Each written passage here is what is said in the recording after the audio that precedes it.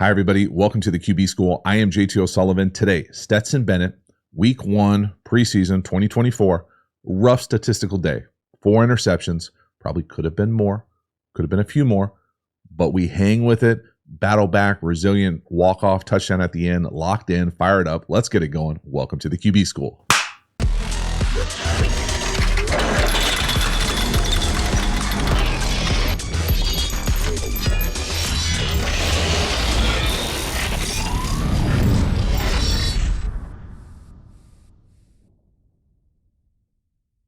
Before we dive into the video, quick reminder about the Quarterback School Patreon community. This group is the foundation, the bedrock of the channel. Not only is it a great, cheap way to support the channel, but you get even more Quarterback School content. Hop over there, join, become a member. I appreciate your support. As for this video, let's get into it. Stetson Bennett, come from behind winner after 4 interceptions, and really should have been more probably. This thing is all over the place, y'all. No doubt about it. Right here, this is pretty awesome. And there were a number of pretty awesome throws. Left, no. Quick reset, right down the middle. Super catchable, playing with anticipation. So whatever we're working to the left, it's not there. Good decision, no. So quick out little stick. Don't like it. Boom. Kick back, reset. He's throwing the in to the bottom of the screen. I mean, this is nice, right? I mean, you can see right here. We're going to pull that trigger, throw anticipation right down the middle of the field. It's beautiful. And that's not like, splitting zones, but it's nice. Man free. Put it on him. Whoop. Again, he goes to throw that thing right there. That wide receiver's not out of the break yet. That's anticipation. Right up on his face. Super accurate right here. I love it. Put it in a bottle. It's outstanding. Left to right. No, kick back. Again, all his cleats in the ground. So the reason I say kickback here is these are quick game concepts to the left. So it's almost like old school spacing where you have that quick out off the pitcher. You've got this little stick right here. You don't like that because you're in quick game footwork here. Now you can almost reset back. But when he resets back, then he puts all his cleats in the ground. He doesn't stay toesy. He's not bouncing around. Kickback. You can see all his cleats hit. Boom. And that's a beautiful throw right up on his face. That's a strike. Next one here, 4th and 1. Okay, this is a nice job from Bennett using his legs to get a first down. Little play fake, naked keeper out to the left. We've got the over, the corner, the late from the tight end. You've got the horizontal stretch with the fake fly sweep to 19. So no. Now, the interesting thing here, now it's 4th and 1. Okay, he makes the right decision. I get it. I'm just going to be honest with you. These guys would love a catch in the preseason. Those guys want the ball. It's 4th and 1. Okay, it's the right decision to go get it. Anything could happen. You throw it, drop it, miss it, all those types of things. But again, it's just, you would love to be able to throw it too. I totally understand why you wouldn't. Those guys want the ball. You can see it in real time here. Those guys are open, but it's 4th and 1. Just go get it. Get a new set of downs. I totally see both sides of it, and I totally align with Stetson Bennett running it here. But it's one of those things too where these guys expect the ball. They want the ball, but they also know situational football. We need a first down. Keep it rolling. Bennett-wise here, the dude can run. Okay, not the biggest guy in the world, but he can move a little bit. He gets the Aaron Rodgers here guitar fake. Whoop. Probably not as long as Aaron would ride that thing out. But nice job getting to the edge. Use your feet. First down. Do you get a little high five too from McVay real time? Man, that guy wants to play bad, right? Whoop. Next one here, 2nd and 11. We're going to rip the slot up top, a little slant or looky. This is an interesting concept, and it's a great kind of catch and run yak thing here. And again, I show this to know we have 224 yards passing. Some of these things are going to come on short, underneath throws. Not necessarily right on them, but nice catch and great yak after that thing. Now, this play is kind of a West Coast staple. I'm often used to calling it stick nod down here to the bottom. So we're going to run this little this is supposed to look like stick right here. And then you stick knot it where you double move it up the seam. And then this flat really becomes more of a loop or return. And you usually read this thing kind of 1 to 2. Now, on the other side, it's often paired with what I'm used to calling a lookie or a slop, or you come up and some teams will have you just run the true traditional slant. Other teams will have you come in here and slant till you can't and potentially come out of it. The only reason I don't love the true in here slant is because this return sometimes, if it's not right on time, these guys will kind of run into each other or be in the same space. But right here, this is a thing of beauty. It's a really nice job showing your strength at the slot. Nice catch, go up and get it. And then accelerate down the sideline, punt return right. Bennett wise here, I think this is a really nice decision. See the space to the left, vacated backer blitzing, put it right on him. Again, not a perfect throw, but certainly good enough. Nice catch, great strength, nice acceleration. And we're rolling here, right? Feeling good. Next one here, 3rd and 9. Okay, the first of probably a number of what I would say questionable decisions, murky, muddy looks. And we're going to talk through this whole thing. And again, it's super easy with a clicker marker days later. Right now, you could all probably make the argument that 87 gets held a little right here by 13. Not much, though, right on the hip. That safety makes a nice play driving on it. It's a muddy throw, I think is the nicest way to put it. There are a few things that we're going to talk through here because I think it paints the picture. If this is muddy, just come out here, raise up, and put it out here. Now it's 3rd and 9. I get it. You don't want to throw underneath the sticks like this in the red area. But maybe he catches it, falls forward. Now it's 4th and 2, and you go for it. The game's changed like that.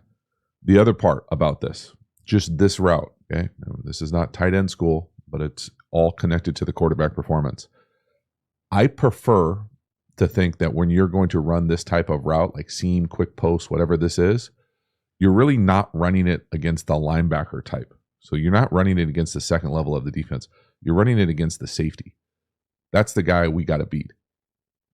And so for me, when we go inside here with the release, so he goes inside here, now this backer can just kind of push and engage you down, and you're never going to go here, and then this safety is not threatened you back to the corner.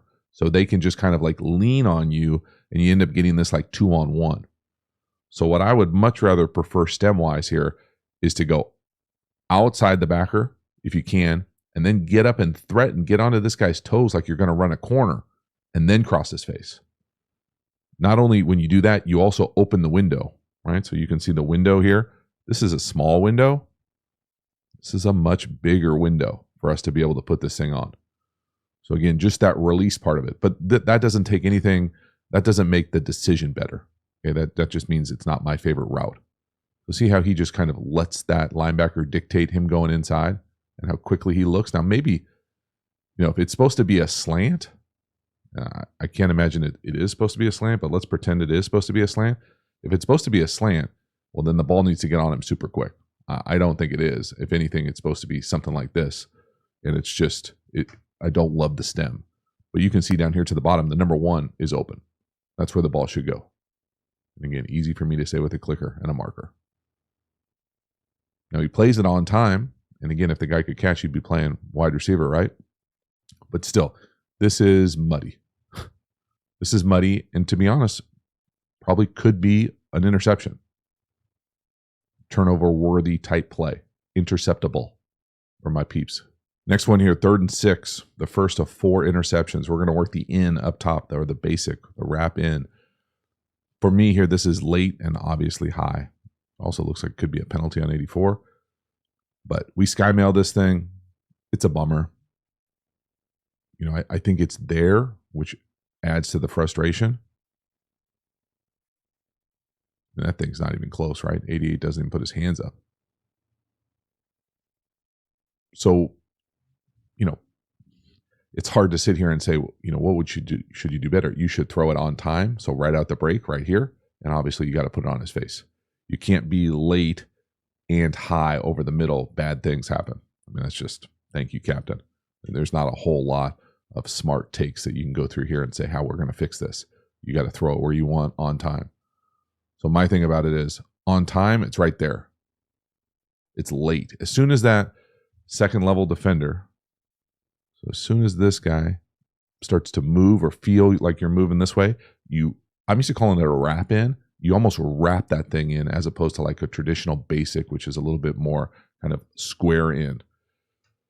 Every team does it a little different.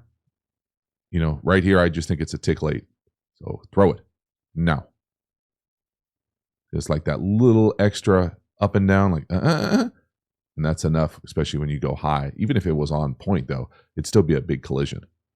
So we get a little funky here with the tight end motion, kind of janks the whole thing up. I mean, that's definitely a false start from 84. Maybe it's so horizontal that they think it's a motion. But we're late. We're high. That's real bad. Next one here, 3rd and 6. We're going to run a spray speed out down here to the bottom, and this is beautiful. On time, accurate, anticipation, absolute dot on the sidelines. Outstanding. Late hit there. Yep. Just a beautiful job from Bennett. Now, how he times that thing out, 3 no hitch. Talk a lot about the footwork on these kind of outbreakers, especially from gun. Lots of different philosophies here on how to do it. I think this is how most universally it's done. So again, square out, speed out. So speed out to me just means the top of this thing is rounded as opposed to like old school square out. You're going to spray it because we're in a condensed split. So it's not going to be up and rounded like this. It's going to be out and rounded. Quarterback wise, it's really the same throw because you end up getting to the same spot with the spray. So 3, no hitch, right? 3, no hitch. That means when you put your back foot in the ground at the top of the drop, you're throwing it. And it's thrown with great anticipation. It's a thing of beauty.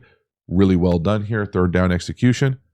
So again, it's like the polar opposites of the last one. 1, 2, 3, throw. Look at the anticipation down here to the bottom. I mean, that thing is off his hand, and the wide receiver, it's halfway to him, and he hasn't looked yet. It's beautiful. It's really well done. Nice tight route as well, and that's a perfect thrown strike. Just a dumbass play at the end from 37. Fighting Al Harris is, come on. Is Al still there? Whoop. And you got the left tackle in your lap, so you can't even get through the throw. See how he's lined up? That back foot hits. He kind of dovetails a little too. So watch the drop kind of round. All his cleats in the ground. And that's, I mean, he can't follow through, right? That's a beautiful rotational torque to get it out there. That's a hell of a play, man. It's awesome. 2nd and 6 here. This is a rough one. So this is the same play that we got that big yak on earlier when I said he ran that little slant looky, and this is the option part of it. So it's stick nod up top. Stick nod looks pretty good. The little option or choice, whatever their terminology is in their system, this is one of those things you don't see misses like this very often from guys who play in the NFL. I'm not saying you never miss, okay? So first thing here, just defensively, watch the bottom of the screen. They're trying to get lined up personnel-wise. They're man down here, combo coverage. So they want the corner on the wide receiver, and they want the backer type or the safety, the bigger guy on the tight end. Great, go to school. It's man down here. So a little option. We're going to work the slot. And again, you can usually tell an option or a choice by the release of these guys. So when you run these options or choices, you don't see a lot of as fast as you can out, or fast you can in, or fast you can turn around. It's much more of kind of like a skip off, see what the defense is doing, see where the space is, and then go. And remember last time we saw him take it right here. Some teams will let you take it to the slant. And again, that stick nod, wide ass open up top. Now, again, I'm not saying he makes the wrong decision here. We just make a bad throw. You don't know that it's going to be that wide open. You don't know you're going to catch combo coverage and have it, not even combo coverage. I think that linebacker or the safety up top just loses his mind. That safety should probably be all over number 3 in man coverage. He's the only guy playing zone. Whoop. I don't even know if he's playing zone. He's just playing recess up there. But the reason this is on the video is because this is a slot choice or quick out or flat from the number 2. We got to be able to make this throw. And again, the quality of the misses matter to me. it's a big spray radius. And it's more the inconsistency of the ball control more than anything else on the film. Because some throws are great and some throws look like this. Next one here, 3rd and 6. This is a tough one. To me, this is a missed touchdown opportunity. Now, could we catch the corner down here at the number 2? Maybe. We certainly could catch it. It would be a tough, really nice catch. I think we can give him a better ball, more forgiving ball with a little bit more arc towards the back pylon, make that way easier. This is one of those ones where, as a play caller, as a evaluator, you're probably thinking, damn, we got to hit this. So up. And then again, as this thing comes through, if the aiming point is the back pylon, carving this thing down, I prefer a more like 7-iron touchable ball as opposed to this looks like a little flat. As the only reason you'd want to throw this thing flat is if you were worried about running out of real estate, running out of room. If you have time versus man, corner with the leverage you want, you just want to lay that thing out there. And again, he's playing with anticipation here. I appreciate that.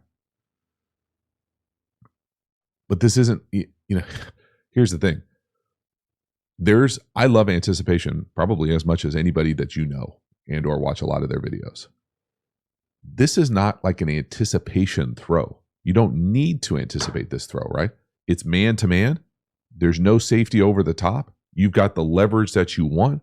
You just want to make sure you give your guy a chance here.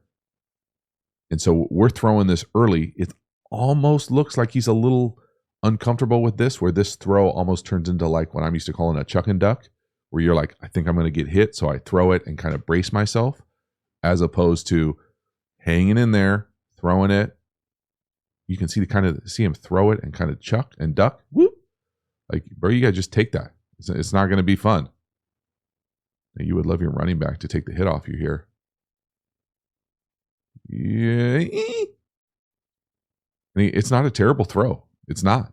It's certainly a catchable ball. It's just, it could be better. It could be way easier. And that's a really good opportunity there for a touchdown. And shoot, the wide receiver down here to the bottom, the number 1 thinks it's a touchdown. Nope. And again, from the back, you can really see kind of the chuck and duck mentality of it. Now, it's not easy.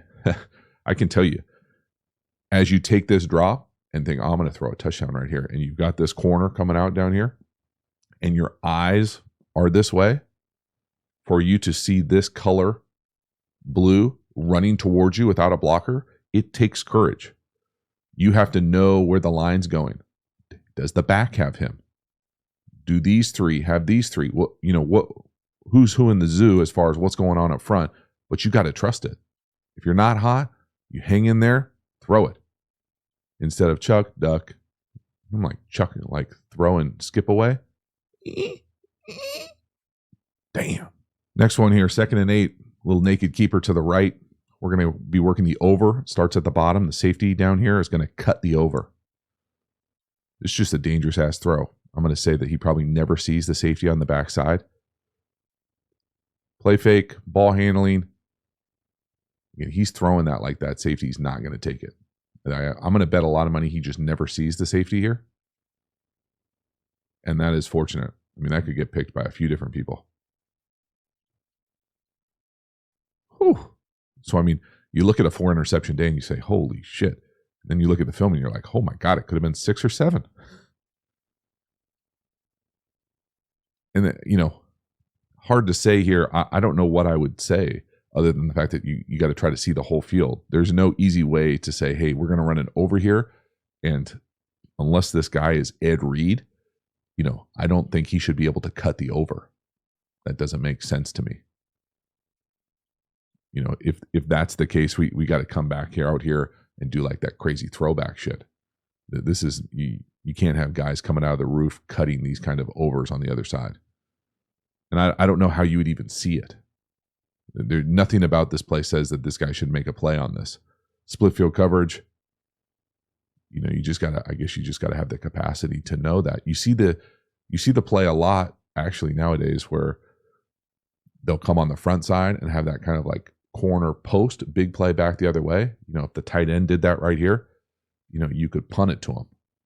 So it's just one of those things where they got you, good on them. But man, we're putting the ball in harm's way pretty often. Damn near every other drive.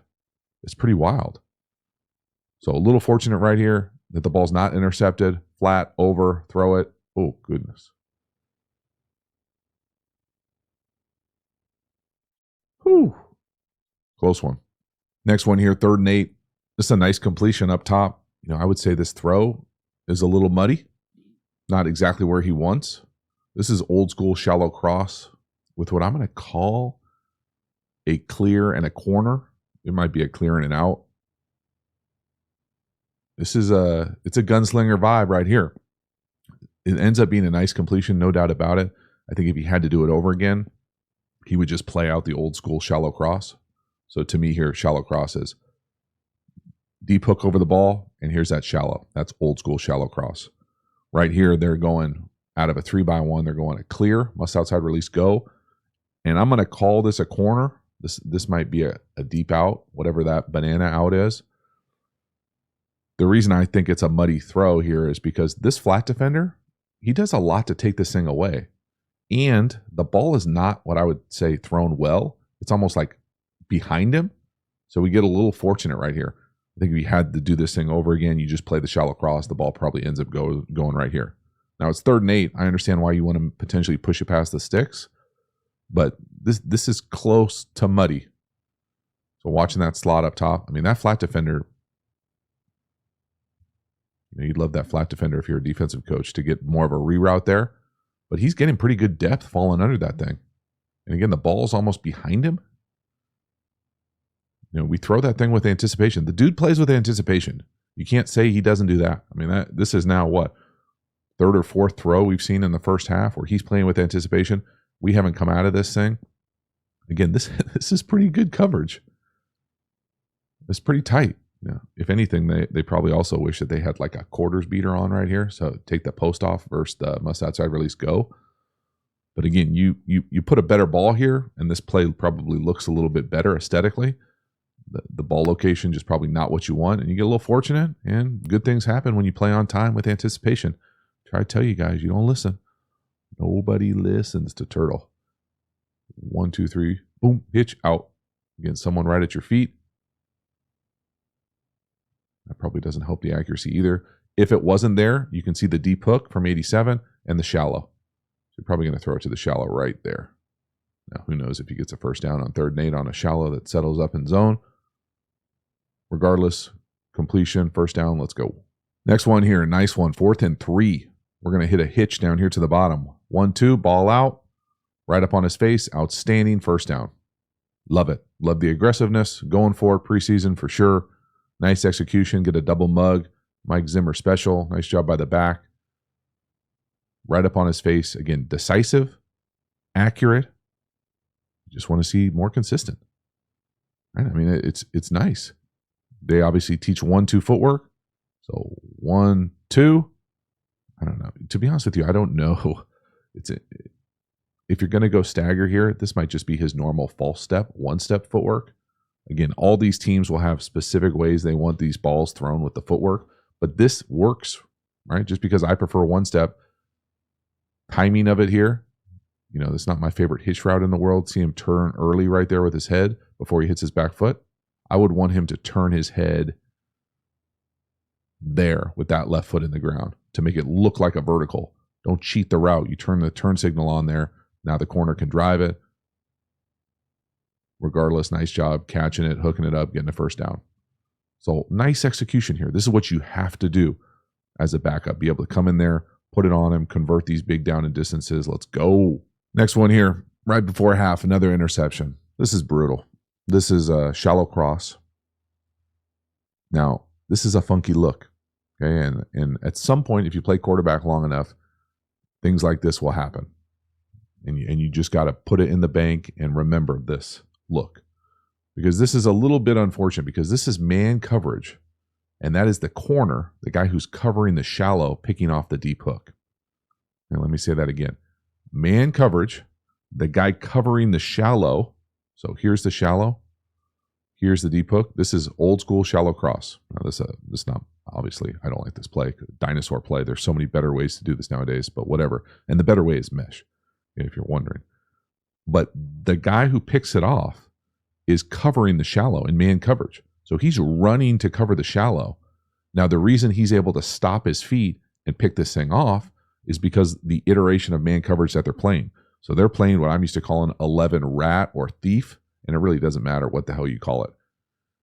One of these players, the second level players, is the free player, the whole player. And so when they sort this thing out, so he probably has the back, he's got the tight end, and he's got the number one, the wide receiver going across. So again, concept-wise here, you get this shallow and you get this deep hook. Well, when the corner is running to cover the shallow here, there's an extra player right here in here. So he potentially can pass this thing off. So if he passes it off to the backer, well, then this guy becomes the whole player. So what looks like it's wide open to the hook actually is double covered because this guy falls into it. Now, the other thing about shallow cross that I just don't love, it just doesn't have enough man answers for me. So if that's the concept of shallow cross, this is your man beater. But because he sees that rat or thief there, he settles up. So he runs it like it's zone. So you don't even have a man beater. Now, some teams will allow you to run out of this thing at the top. I never loved that. We end up getting, I think they run like a chip, like a stinger. He's probably going to run a 7-stopper curl here with a speed out here. It's not there. There's no good answers. Okay, you just have to be able to put this thing in the bank, make sure you see it. Again, I think if there's anything that these interceptions or potential interceptions are making me question about Bennett, it's just his vision. I'm not saying it's because his height. I'm saying it's just we're throwing muddy balls. We're throwing a few of them. So again, watch the shallow cross, watch the corner go. He passes it off. Now he settles up. Like, damn. You know, if a few things here that I would question. If our guy knew it was man coverage and kept running here, would the corner keep running? I would probably say yes. Now, maybe they're so good, the Fighting Owls are so good that the corner can know that he can pass things off to a backer. You know, you see safeties and backers pass it off and funnel those things, but pretty rare to see a corner do it. It's just a really nice play. You know, you almost got to just kind of tip your hat and realize, you know, that's just well done. Now, the other part about it is that deep hook versus man coverage, you know, it's not really open either. So all sorts of bummers. Really good one to learn from. You know, if you're a shallow cross fan, one of those ones you probably put in the clinic bank to be able to remember, you know, if someone falls off the shallow just like that. So 37 running with the shallow. He falls off. Throw it right to his face. Damn. Damn. That is a bummer. Go make the tackle, bro. Get on your horse. There you go. Halftime, you dig the channel and you haven't already, please like, subscribe, hit the bell, get the notifications. I sincerely appreciate you subscribing to the channel. It means a lot to me, so thank you for taking the time and doing that. Again, the Quarterback School Patreon community, you know about it. Join, become a member, get even more Quarterback School content. We also have Quarterback School courses. Now, these courses are the premium content available through the channel. These are deep, deep dives on my favorite football topics. We have courses on RPOs, tempos, pass protection. The best-selling course is how to beat every coverage. We even have an entire offense available for you. So hop over there and enroll. You can enroll at the new Quarterback School website. Get over there and check that out. Got a really cool feature where you can ask me anything, all sorts of fun ways to interact and get more football questions answered by you. So hop over there, check it out. Let me know what you think. Then finally, make sure to follow me across social media platforms. I really appreciate your support. As for this video, let's get back to it. All right, second half. Big opportunity for Stetson Bennett here to play this whole game. We're going to go naked keeper to the left, hit the corner down here to the bottom. Nice route from the corner. Jump up, body it up. Nice job from Bennett getting out on the edge, going to the left. Big chunk play here. Play fake, guitar action.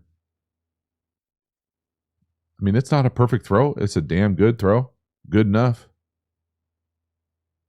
You know, perfect throw is out there more on the boundary. But again, we're carving that thing. Watch him hit behind the white line right there. Sort of. Left foot on the line. Carve it downhill. Just a tick. Hopefully it counted. What's the penalty on? We holding somebody? Holding on the edge? 83. Oh, hands to the face right there. Yo. Coming back. Damn. Come on, dog. From the wide here, you can see the corner by the new number 1. Look him go in there like he's going to block. Watch what it does to 31. Whoop. Got him. Again, I like the touch from Bennett. I like him getting downhill. I like the opportunity for get a chunk right here if it doesn't get called back.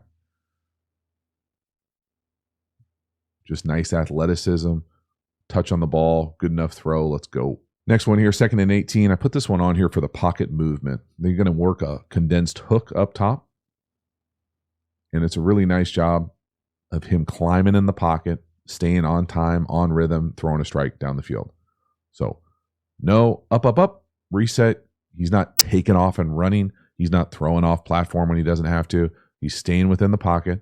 He's moving in the pocket, moving up, keep your base, and continue to be on time. Now, it's maybe a tick late, but if you got to move in the pocket, it's going to mess with the clock. So hit that back foot. Again, trust it. Over, up, and put it right on the chest, on the body, on the break. My guy Gleason used to say back on the scout team. Boop. Next one here, 3rd and 11. This is a hell of a completion. 3rd and 11, we're going to rip this deep out down here to the bottom, or circus. Hey, this is beautifully thrown. It's a perfect throw. It's a handoff of a throw. Outside the numbers. Look at my boy, Al Harris down here on the 50. He can't believe it. The Fighting Owls. Damn. I love it.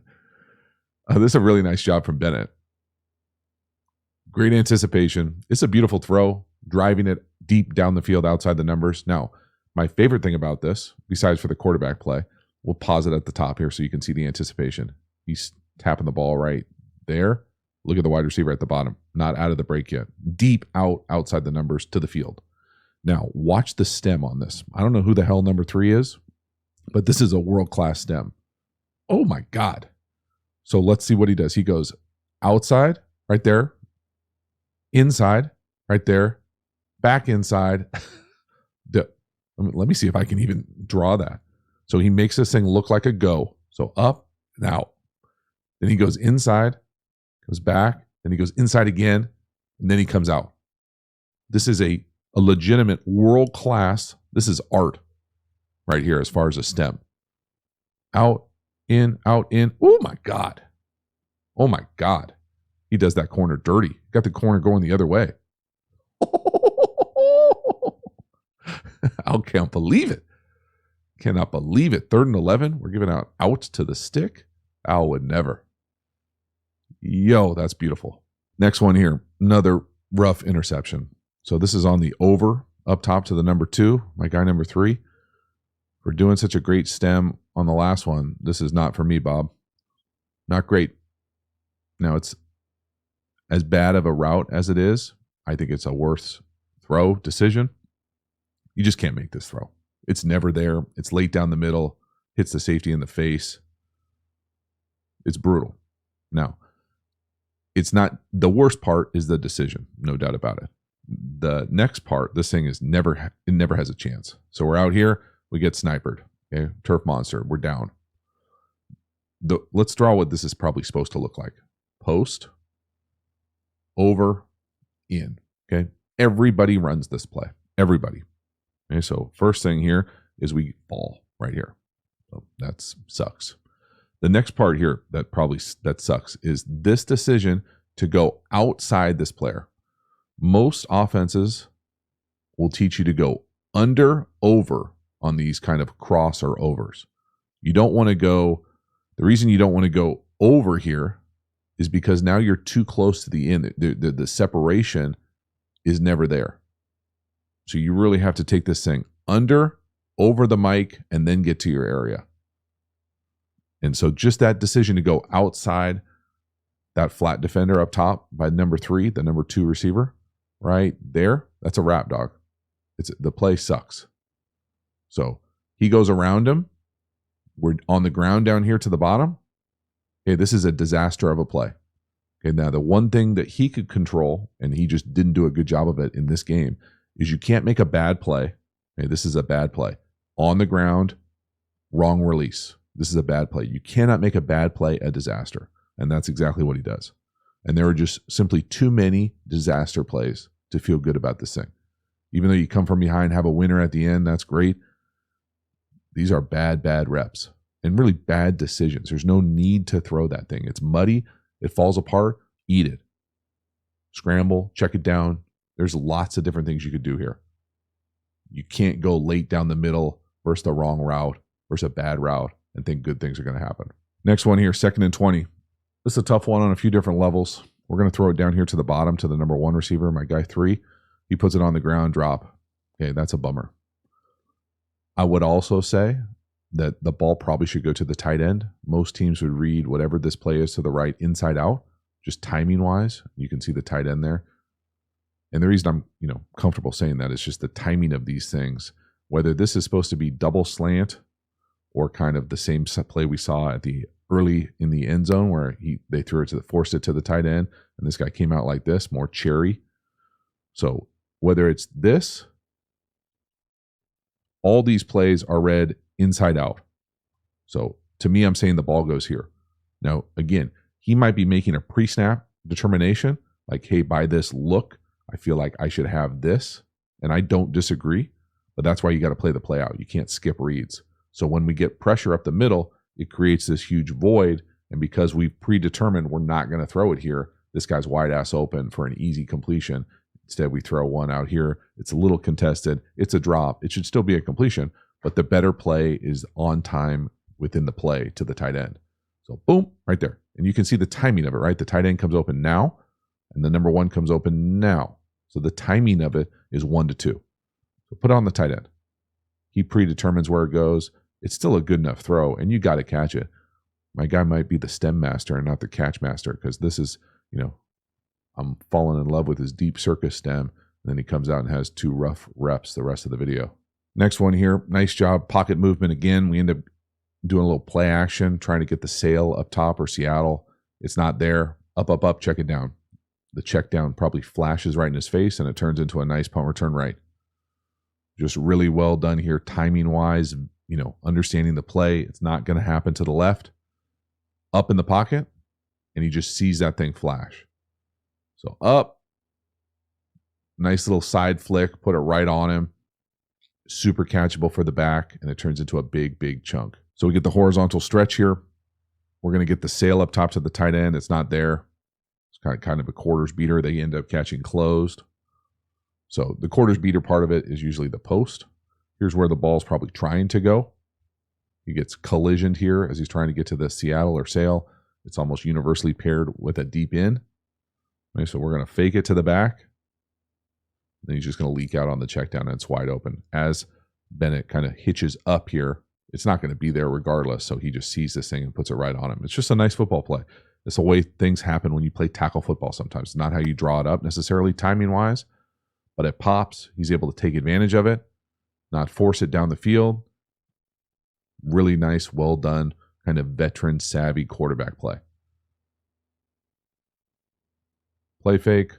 I love the climb right there. Again, pretty nice pocket movement for not being the biggest guy in the world. Manipulate it, find the throwing lane, sidearm flick, let's go. Next one here, 2nd and 12. Another interception. This one's brutal. We're going to, again, trying to work my guy number 3, the number 2 down here to the bottom of the field on the crosser or the over. I don't know what to say. Like it looks like he just is blind. Like this linebacker got photoshopped out of this look for him. Maybe he just doesn't see him with the big guys in front of him. I don't know. This is a bad look, bad film. This might be the worst one. So route wise here again, post, over, crosser, in. Right? Everybody runs it. Versus middle field closed, I think this thing is normally dead. Unless this guy invert replaces this thing where he cuts this and now you can let it rip. But this is going to be there. Like you just got to, this is the wrong club. As you move in the pocket, just lay it out there. Show a little bit of touch on it. Now, I will say his footwork here is not for me, right? We almost get like a karaoke as opposed to keeping that base or moving in the pocket, resetting your base. This is unnecessarily difficult. Now, you got to move. So watch the footwork here at the top of this thing. Play fake. Yo. All right, like that's karaoke in that thing. Reset, move, get off the spot, reset your feet. I mean, that's multiple karaokes.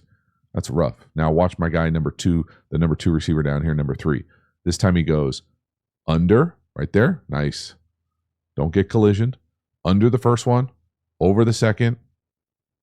And again, it's going to be a hit. It's going to be a big hit. This is just a weirdo decision. I gotta stop saying weirdo. He must just not see this guy. I mean, there's got to be like a vision issues, because this is a layup out here. If you throw that thing with any sort of touch, there's nobody out there that's going to go for days. Full speed here. So just appreciating, I'm not sure which is worse, the footwork or the vision. Probably both. Jesus, that looks like you're, like a Friday rep on the scout team when the coach tells you to throw an interception. That's terrible. Watch the feet. Woo, woo, woo. What are we doing? Holy goodness. What are we doing? I can't remember the last time I saw someone do that. Look at that. For who? For what? Good God. And you throw it right to his face. Jesus. It's just, we're all over the place. Like, there are some really good reps. And then there are reps like this that say, hey, oh my goodness. Holy moly. Next one here, 2nd and 9. We're going to be hot up top, 2 on the back. We're taking a sack. Can't happen. It looks like he wants to throw it and gets a little confused. Now, it's not a good look to throw a flat into a cloud corner or a Pomsy type corner up top. But you have to throw it. You don't have to throw it to the corner. You can throw it at the guy's feet. But we can't be taking sacks like this when we're 2 on the back. This is too easy of a look. So it's not an easy look coverage-wise. So coverage-wise here, this looks like it's going to be 0 to me. It's got a 0 vibe, birds on a fence, everybody on a straight line. It ends up playing more like what I'm used to calling Pomsy, or where he's going to kind of take the half field, he's going to take the flat, or they're going to essentially switch this thing off. So we got 2 eligibles here. One's on the deep end. He's got the first one out. He's got the first one in. Well, if that's the case, if this is the route and the corner's sitting out here like this, that's not a good look. But you don't have another option. There is no hot throw. The hot is right in your face. You got this player. You got this player. The back has both of them. And if the back has coming across, he's got the dual. We got to throw it. So you either throw it outside here in the Gatorade, or you throw it at the feet, but you have to throw it. You cannot take a sack and get hit here. So it's a combination of design, because there are no good hot options, but you have to throw it. And he wants to throw it. I think he just sees the corner. He goes, oh shit. That's not even an in. That might be a hook up top. If that's a true hook, then you really have to throw the flat. Oh God. It can't happen. Cannot happen. Because down here at the bottom, there's no hots. Those guys aren't looking. They're going deep down the field. It's a rough look for Stetson Bennett more than anything. And again, he sees it. He just doesn't execute it. Damn. You absolutely have to throw that ball at the feet of 6. Whoop. Tough. Easier said than done, right? Next one here, 4th and 9. Another probably turnover-worthy, interceptable throw. Get a little fortunate right here. They end up calling a hold on the star, the nickel, running down the middle of the field. But, I mean, this is that has the potential for an all-timer bad day here with another interception. I mean, we're looking at 8 potential interceptions. 7, 8, right? Again, the karaoke footwork, it's not for me. It's late down the middle. It's high. It's all bad. It's all bad. And it feels like it's almost like a avalanche on him, snowballing right now. So concept-wise here, it's a little unfortunate, because you got this look. To me, this is middle field open, pretty clear. Most teams are going to want to attack here, 4th and 9. This, being able to get up here and run, I think is probably where the ball should go. The guy ends up getting held. Fortunate that it's called. We end up throwing it to this in route. And again, the ball's high. The footwork is weird by the quarterback. But also, he's inside here. It's like 2-man. So he's running inside on this. It's really hard to get an in-breaker deep down the field versus 2-man. So again, the decision where it goes, I think it should go to the slot, the number 2 up top, and then look at that release by the number 1 up top. See how him go around the corner to then run an in? I'm not saying it's not there. It is there. You just don't expect it to be there. Maybe he just sees it and he's that good. But I'm throwing the ball down the middle of the field. I'm putting that thing right on the logo. Then the other part about it is, you guessed it, watch the footwork. Karaoke style here. Whoop, whoop, whoop, whoop, whoop. Heel click, heel click, heel click. So he's got good initial movement in the pocket. Like you can feel him get off the spot and buy time. But the way he gets there is what I would consider just loose and borderline sloppy. So again, get off the launch point. Great. Get up and reset. Don't, as you go, karaoke right there behind yourself, right there.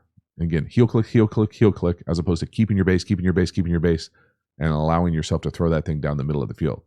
Now, I would also love, I'm not sure why the guy running down the middle of the field, 81, is looking over his left shoulder. Maybe he just sees the ball. Maybe that's supposed to be a deep flag or pylon. I don't know. It's all bad. We're real lucky that this isn't the 5th interception to end this thing. Look at Al. He loves it on the sideline. Loves it. It's awesome. Next one here. So we get the ball back. A little lucky. My guy number 3 down here, though. Number 1 receiver at the bottom. Man down. Bam. Oh, God. Hope he's all right. So this is going to be a pretty good example of why I think the heel click and the base is so important for a quarterback. If we were to throw this on what I'm considering on time, so little wrap in right here, put it right on him versus quarters, tough look, not necessarily ideal. There's usually some sort of like gather route underneath here, whether he comes out or not, it doesn't matter. I'm saying that if we threw this with what I'm saying is a great base, so when you hit the back, you keep the base that you have at the back of the drop and you just throw it like a tight hitch. So from here to here, as opposed to heel click, and then we have to get back to the base. So wasted movement, inefficient movement. That leads to this guy getting hit and looks like hurt, y'all. This is the difference in the league. That's why the footwork matters so much. See him? Well, it looks like he's like throwing from the warning track. Right there, just throw it just like that. Don't click. He goes beyond clicking. He's full karaoke there. And that because that half second later, now the ball's caught closer to the hash, and now we're going to get collisioned and hit in the back of the head. Y'all, it matters. These are people's livelihoods. We're fucking around back there with karaoke, getting people drilled over the middle of the field. There's no joke. What are we doing? What is that? What is that? He's lucky he's getting spider cam there, but we can see the lower half. That is a rough footwork. All right, so the game-winning drive here, 3rd and 6. The ball's on the 6. We are down 6 points. We're going to win the game with a touchdown. Okay, 3rd and 6. Great opportunity, fighting back, clawing back after a 4 touchdown. Could have been more, 4 interception, could have been more day. We just skymailed this corner. Now, this is one of those ones where I thought his vision was great right here. I don't think there's any reason to think this corner is going to be there. Full field read. Again, I don't think he helps himself with the toesiness, how he's bouncing around. And we skymailed that thing. So the route itself, inside release to the corner, with the defender outside of you, you're thinking, I'm not thinking I'm going to have this corner at all. But he does a nice job scanning the field. So it looks like he starts down here and works all the way across to be able to see this thing and find it. It's there. This is a throw we can make. We got to make. You don't know what's going to happen on 4th down. So no down here to the bottom. Heel click, sky mail. I mean, just lay it out to the corner. It's a touchdown. It's a walk-off. Oh, got to give your guy a chance there. Whether it's high back 5 or more touch to the back pylon, it's there. Great pass pro too. Jesus, huh? Those guys must be gassed D-line wise. That is great pass protection. Everything except the throw. And here we go, 4th and 6 for the winner. Big time play right here. Get outside the pocket, scramble to your left, make this thing happen, find him, work in the back line. Really nice job. I mean, you got to acknowledge the facts here. Rough day, stat-wise. Some nice plays, but this play makes you almost forget a lot of that. Not there, got to go. Good athleticism, running away from the big guy, running fast away from the big guy. Drop it down. Beautiful throw, running to your left, throwing to your right for a walk-off. That's awesome. Shows some great resiliency, some toughness. Now, who knows where the hell he's looking to? He looks like he's looking down here to the bottom. You know, if you're looking down here to the bottom, this to me needs to be thrown. Touchdown. If you're playing up top, this right here, touchdown. Touchdown. If you play the play and don't have to move, so I think he probably does have to move and go here, you know, check down, touchdown. So we got a lot of good options here.